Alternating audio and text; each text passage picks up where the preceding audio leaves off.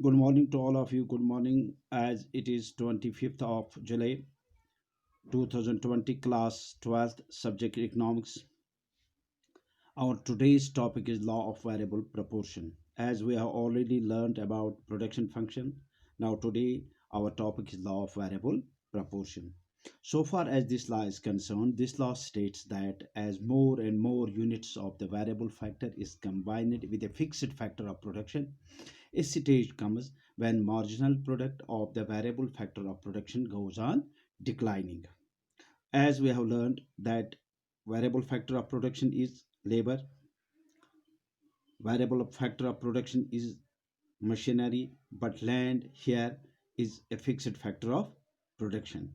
So far as this law is concerned, it states that when we make use of increasing use of the variable factor of say labor on a given plot, that is plot of land which is fixed one, production goes on increasing up to a certain level and thereafter it goes on decreasing, which can be explained from this table as units of labor land is 1, units of labor are 1 2 3 4 5 6 7 and 8. Total product when we utilize the service of one labor it is 2, marginal product is 2. When we utilize the service of two laborers, total product goes on increasing, that is 5, marginal product increases also, it reaches up to 3.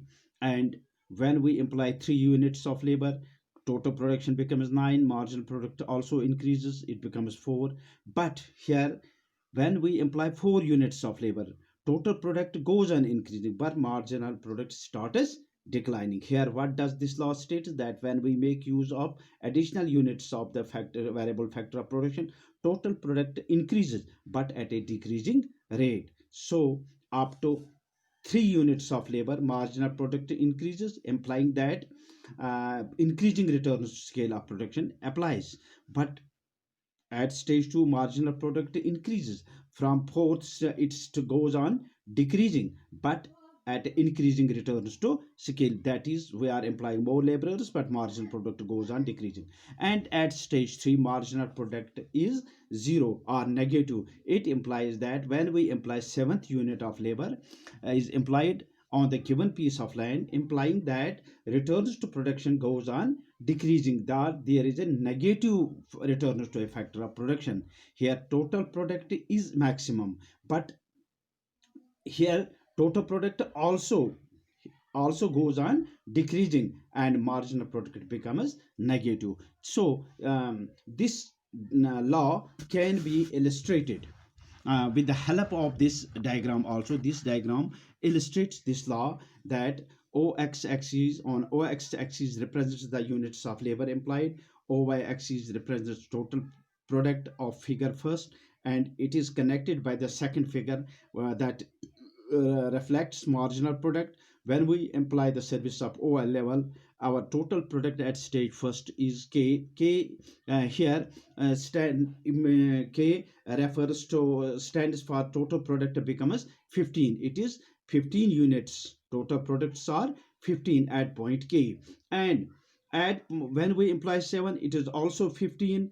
And when we imply eighth unit, it goes and starts declining, and here also marginal product goes on declining. So at stage first, at OL level of labor, our maximum product is at point K, and here at it is marginal product is reflected at point E. Then at stage second, our total product goes on declining, which is reflected by the point T, and here it is reflected by the point S.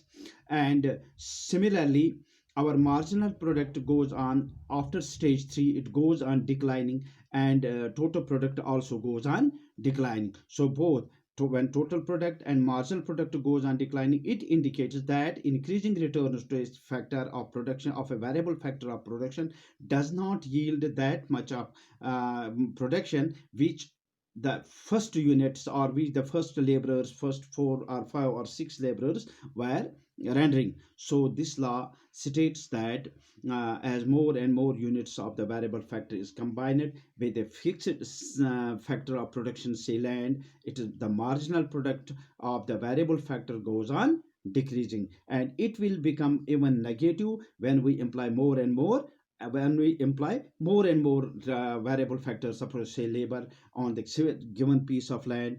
uh, so this law states that increasing returns applies only up to a certain play point, and thereafter it goes on decreasing, and further decreasing it will lead to negative returns to scale or returns to factors of production. So this is the law of variable proportion. This law is based on the assumption that units of laborers goes on increasing, but their increase or their addition does not always add lead to addition to total product or even to marginal product. So so for an entrepreneur, for a producer, he has to imply only that much amount of the variable factor of production, which will yield him the maximum output, wherein he can coincide his marginal product with his total product. This much is enough for